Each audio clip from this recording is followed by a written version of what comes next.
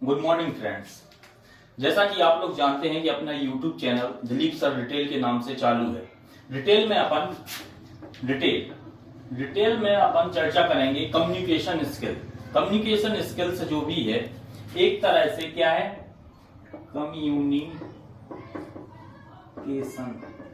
Communication skill को समझने के पहले अपन समझेंगे कम्युनिकेशन। कम्युनिकेशन शब्द कहां से आया है, अपना लैटिन भाषा से आया है। लैटिन भाषा से कम्युनिकेटर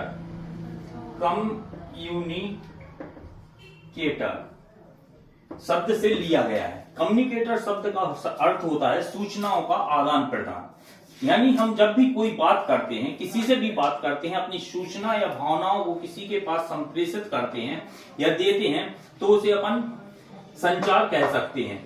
इनको दूसरी भाषा में कहें, दो या दो से अधिक व्यक्ति कम्युनिकेशन करने में अपन को कम्युनिकेशन, जिसे अपन हिंदी में बोलेंगे संचार, इसको करने में अपन को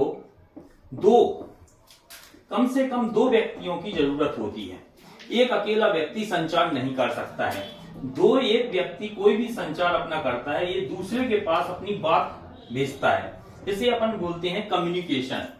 इसकी परिभाषित ऐसा कर सकते हैं, दो या दो से अधिक व्यक्ति, इस दो की जगह पे अपने कई भी और भी हो सकते हैं पर्सन, जो कि अपनी बात को समझ सकें। दो या दो से अधिक व्यक्तियों के बीच में जो भावनाओं यानी फीलिंग्स और सूचना जो भी बात है उनका आदान प्रदान हो। आदान प्रदान मीन्स इसकी बात ये समझे और इसकी बात ये समझे। अपन जो ये बात बोलते हैं ये कहलाता है प्रेषक। इसको अपन क्या बोलेंगे, प्रेषक। और जो ये बात सुन रहा है इसे बोलेंगे अपन प्राप्तकर्ता। ठीक है, प्राप्तकर्ता। अब प्रेषक जो बात बोलेगा वो प्राप्तकर्ता तक पहुंचनी चाहिए, तब संचार कहलाएगा। इससे प्रेषक की बात प्राप्तकर्ता को समझ में आना चाहिए। जैसे कि प्रेषक ने कोई बात बोली, मान लीजिए इंग्लिश में बोली, इंग्लिश में बोली, तो प्राप्तकर्ता को वो बात इंग्लिश में समझ में आना चाहिए। कहने का मतलब ये है, जिस भाषा में प्रेषक बोल रहा है उसी भाषा में प्राप्तकर्ता को समझना चाहिए। मान लीजिए इंग्लिश में बोल रहा है और प्राप्तकर्ता को इंग्लिश आती नहीं है, इसे केवल हिंदी आती है, तो ये अपना संदेश अपूर्ण है, यानी अपना ये संदेश पूर्ण नहीं होता, संचार नहीं होता है। संचार जब ही होता है जब दो या दो से अधिक व्यक्तियों के बीच में सूचनाओं का आदान प्रदान, मीन्स उसकी सूचना ये समझे, इसकी सूचना वो समझे, इन दोनों का आदान प्रदान होता है, तो हम उसे बोलते हैं कि संचार हो रहा है। संचार होने के लिए मेन चीज क्या है, जैसे कि माना कि जैसे अपन ने अभी बताया कि दो या दो से अधिक व्यक्ति, दो व्यक्ति, जैसे एक व्यक्ति ये और एक व्यक्ति ये है, इन दोनों के बीच में कोई भी संचार होगा, कोई भी बात चलेगी, तो इसे अपन संचार बोलेंगे। इसको अपन ए नाम देते हैं, इसको बी। जब ए व्यक्ति बी को कुछ बोलेगा तो बी को वो बात पूरी समझ में आना चाहिए और बी उसके प्रति उत्तर भी दे। मान लीजिए मैंने किसी स्टूडेंट से पूछा तुम्हारा नाम क्या है, उसे ये चीज समझ में आ जाए कि सर हमसे क्या पूछ रहे हैं। सामने स्टूडेंट तुरंत उसका जवाब भी देना चाहिए, तभी संचार एक दूसरे का आदान और प्रदान। कहने का मतलब है ये जो भी मैसेज इन्हें बोलेंगे अपन आदान और जो बोलेंगे इसे प्रदान। ये चीजें बहुत जरूरी हैं। अब अपन इसी में बात करते हैं तत्व की, संचार के तत्व। जैसे कि स्टूडेंट अपन सभी लोग पढ़ते आते हैं, हर चीज के तत्व होते हैं। तत्व की अपन बात करते हैं, तत्व क्या कहलाते हैं। सबसे पहले अपन बोलेंगे तत्व एक वो चीज है, जैसे कि अपन चाय बनाते हैं। चाय बनाने के लिए अपन को किस किस चीज की जरूरत होती है, चाय बनाने के लिए अपन को किस किस चीज की जरूरत होती है, दूध, पानी, शक्कर और चाय पत्ती, इन चीजों की जरूरत होती है।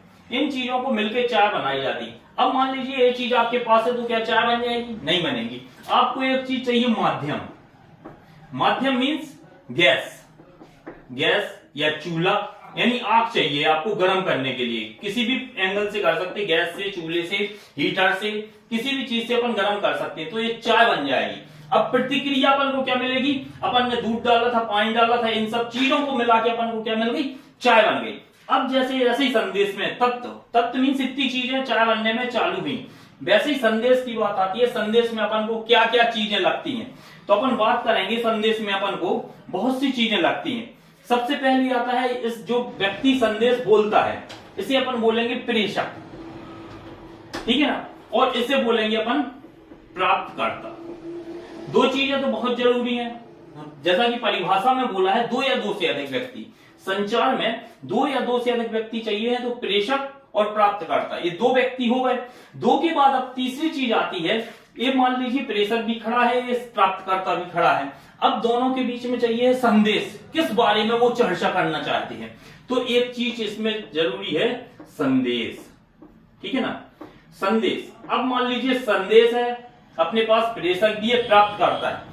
अब है अपनी बात आती है वो कैसे एक दूसरे के साथ इंटरेक्ट करेंगे, तो उसका हो जाता है माध्यम, संदेश का माध्यम। अपन किस प्रकार से संदेश दे रहे हैं उसे, लिखित दे रहे हैं, मौखिक दे रहे हैं, कि दृश्य दे रहे हैं, कि लेटर में दे रहे हैं, कि बोल के दे रहे हैं, किस हिसाब से अपन उसको सूचनाएं दे रहे हैं या इशारों से बता रहे हैं, जो कि अपन आगे पढ़ेंगे इसमें संचार के प्रकार। इसके बाद जो टॉपिक होगा वो अपना संचार के प्रकार होगा।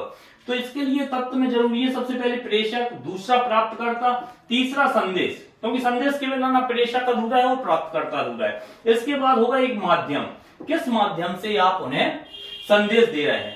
फिर होता है आदान प्रदान, ये इन्हें बोलेगा, ये इन्हें बोलेगा, तो इसको कहते हैं जब कोई भी संदेश जाएगा तो इन्हें एकोडिंग और डिकोडिंग कहते हैं, है ना। फिर इसके बाद जो इसके पास संदेश पहुंचा, इसका उत्तर ये देगा, कौन देगा उत्तर, प्राप्तकर्ता प्रेषक को उत्तर देगा, तो ये कहलाएगा प्रतिक्रिया।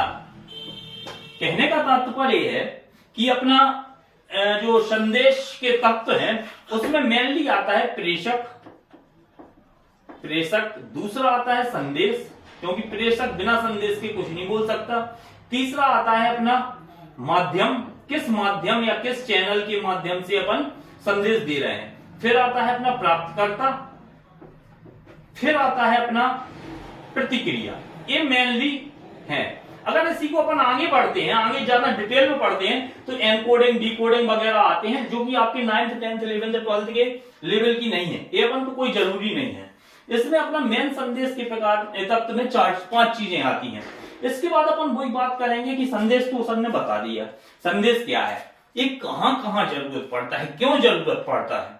तो संदेश अपन को जरूरत इसलिए पड़ता है क्योंकि अपन अपनी भावनाएं दूसरों को दे सकें। अगर संदेश करने का तरीका नहीं होता तो अपन अपनी भावनाएं एक दूसरे को बता नहीं पाते। जब भावना नहीं बता पाते तो अपन एक तरह से बहुत ही असक्षम होते। इसके आगे चलते हुए अपन संचार के प्रकार, संचार कितने प्रकार से हो सकता है, अपन यानी एक दूसरे से बात या दृश्य या कैसे कर सकते हैं।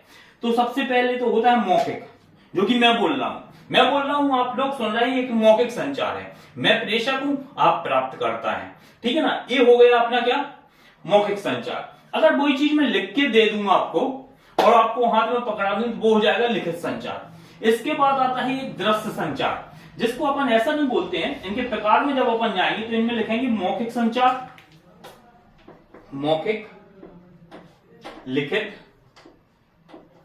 और फिर आता है अमौखिक। 3 प्रकार के संचार होते हैं, जिसको अपन बोलते हैं verbal, written, non verbal. Means मौखिक संचार में जो अपन बोलते हैं, लिखित में लिख के देते हैं। अमौखिक संचार ऐसा होता है जो इशारों से, दृश्य से देते हैं। अपन नेक्स्ट टॉपिक में पढ़ेंगे संचार के प्रकार डीपली। आज के लिए इतना ही, शाम को फिर देखते हैं दोस्त। सभी लोग, मैक्सिमम लोग सब्सक्राइब करें चैनल, दिलीप सर रिटेल के नाम से है। ये आपके लिए इसलिए बेनिफिट है क्योंकि 9th 10th 11th 12th retail या आईटी, जो भी रिटेल और आईटी का है, वोकेशनल कोर्स जितने भी मध्य प्रदेश शासन में चल रहे हैं, उनकी रोजगार कौशल पूरी कवर्ड होगी हमारे सिलेबस में। इनकी कहीं भी दुकानों पर बुक्स उपलब्ध नहीं है। इसलिए सभी लोगों के लिए धन्यवाद। सभी लोग सब्सक्राइब करें चैनल को।